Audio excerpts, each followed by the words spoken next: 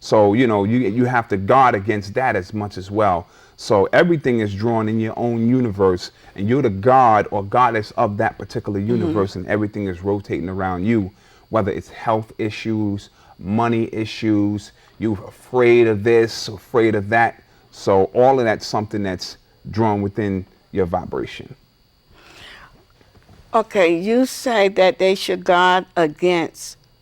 What are some of the things you recommend they can do? Well, for me, I recommend using your imagination and visualization, which is very important. And a lot of times, because these hip hoppers watching so many negative videos, they don't know how to turn that off and tap into their own imagination. Thank you. So I try to put a force field around myself through meditation that's going to guard against, because that's the most powerful tool you can use, your own imagination. Rituals that you do that are specifically acclimated for you are the most powerful, because you wrote the program. You are the author of it, as opposed to going to some book and saying, pour 2 cups of water, burn a candle, chant these words here.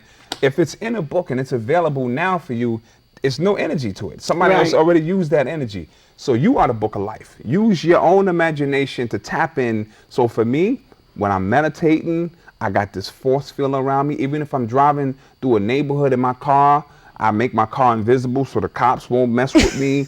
You know, and I really focus my imagination on it. And I'm growing through hoods, and I'm like, listen, I am invisible. It may sound crazy, but it's real. No, I teach all of.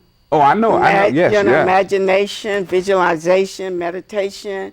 And one thing I read, a quote by Albert Einstein, he said, imagination is more powerful than knowledge. Yes.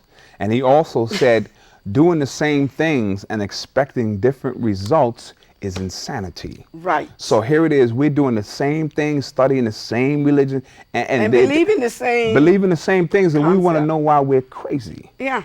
And stuck. And stuck. Stagnation, so to speak. So I agree with what Einstein said. Okay, we're going to end part 2, and we will continue on part 3. Thank you. And he made people feel whole again, human beings again. And we need to reconsider him, whether we like Islam or not. When I discovered universal spirituality, I knew then that I could take or leave any religion on earth and still be as spiritual as any person that walks this earth. All of it belongs to me one way or the other.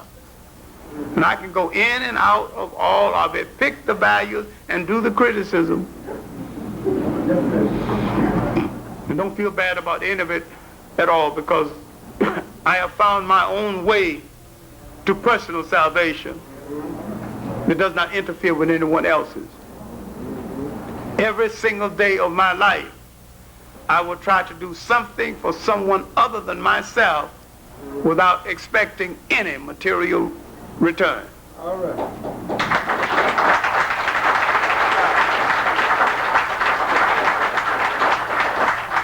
And whoever God is and wherever he is, if I serve his children, that's tantamount to serving him.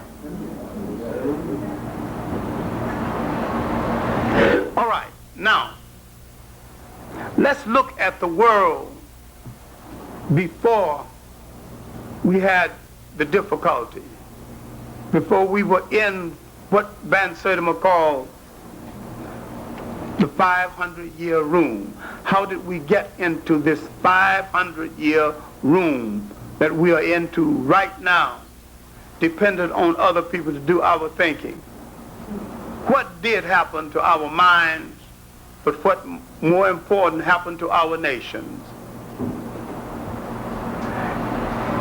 Let's look at the world 1400 to 1600. This is the 200-year turning point in world history. This 200-year turning point in world history, when Europe came out of the Middle Ages, came out into the world and wanted to dominate everything.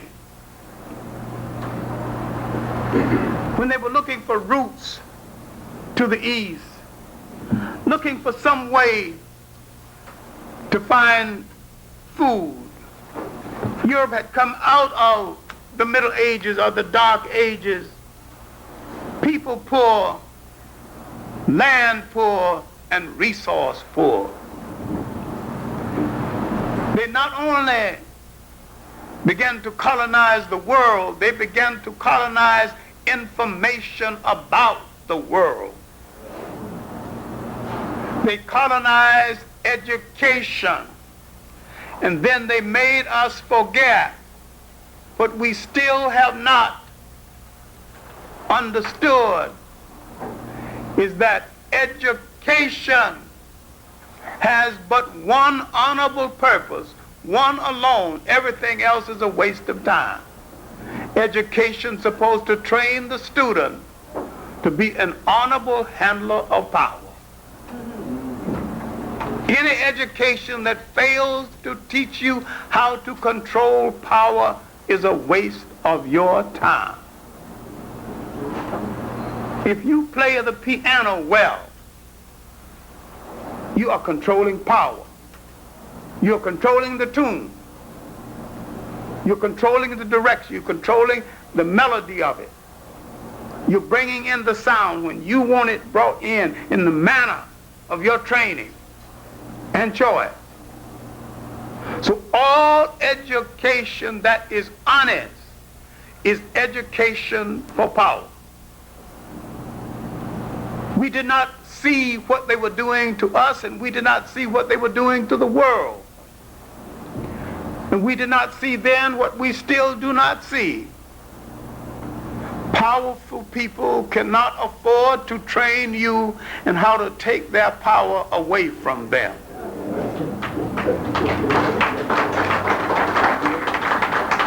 Education for you in the Western world is a contradiction in terms.